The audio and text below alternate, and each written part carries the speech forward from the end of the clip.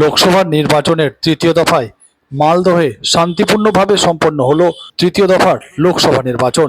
মঙ্গলবার তৃতীয় দফার নির্বাচনে বুথের মধ্যে সকাল থেকেই দেখা যায় উপচে পড়া ভিড়।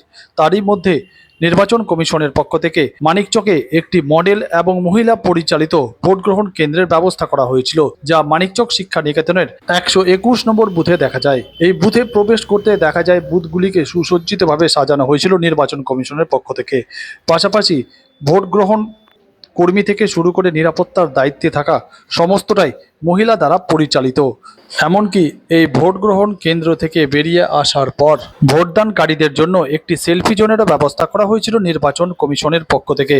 এক প্রকার সম্পূর্ণ শান্তিপূর্ণভাবে সম্পন্ন হয় মানিকচকের ভোটদান। প্রথম ভোট ভালো লাগবে।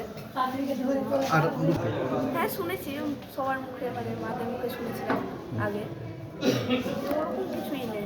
হ্যাঁ, অনেক দিনের ইচ্ছে ছিল যে প্রথম দিতে আসবো, মানে ভোটের কার্ড আমারও প্রথম হবে, আমিও দিতে যাবো প্রথম, একা একা আসবো। ভালোই আছে। Bureau news Bangla Times.